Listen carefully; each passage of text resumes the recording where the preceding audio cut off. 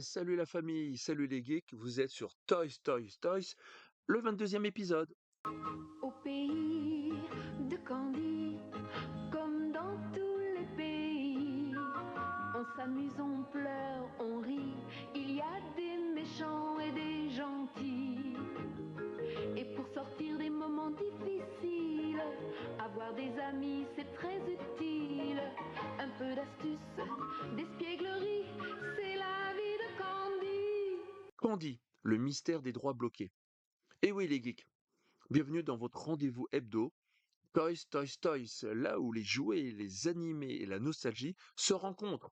Aujourd'hui, on va parler d'une série qui a marqué notre enfance, mais qui, étrangement, a quasiment disparu de la télé.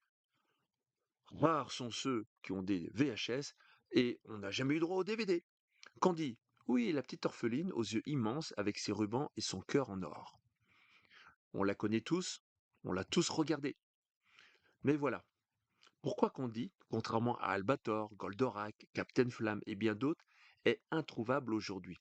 Eh bien, accrochez-vous, c'est un vrai drama juridique digne d'un scénario de Shoujo.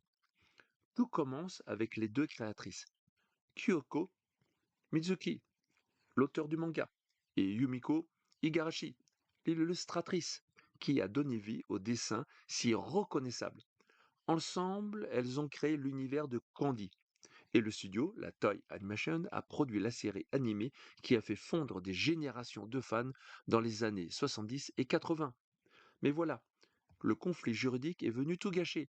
À la fin des années 90, Mizuki et Igarashi se retrouvent en procès. Le juge japonais confirme en 2001 et 2002 que tout produit dérivé aux rééditions, même les DVD qu'on n'a jamais vus, le passage en télé ou le merchandising officiel nécessite l'accord des deux créatrices. Résultat, une vraie paralysie. Imaginez la situation. Yumiko Igarashi tente de vendre des produits sans l'accord du Mizuki. La Toei est coincée entre les deux. Et nous, fans de Candy, on se retrouve orphelins à notre tour, car on n'aura rien. Pas de rediffusion, pas de DVD qui ne viendront plus, pas de diffusion non plus en streaming.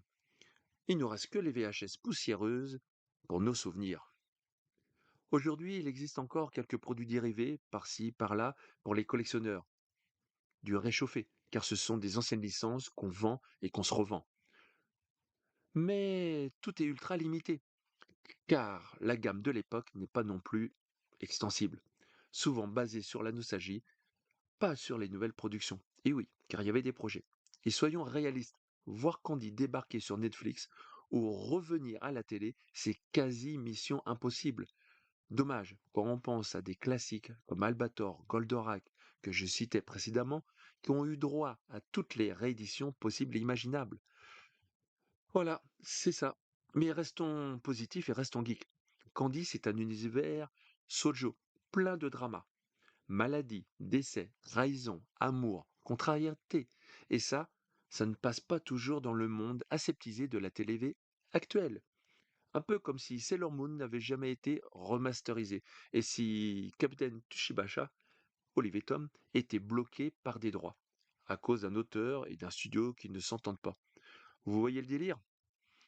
Moi, je le vois très bien. Et puis, parlons un peu de l'univers de Candy.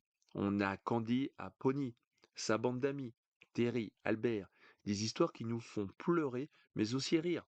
Chaque épisode, c'est presque un mini soap opéra animé, avec autant de rebondissements que Dragon Ball ou les mystérieux Cités d'Or, mais avec le cœur qui fond à chaque fois en larmes.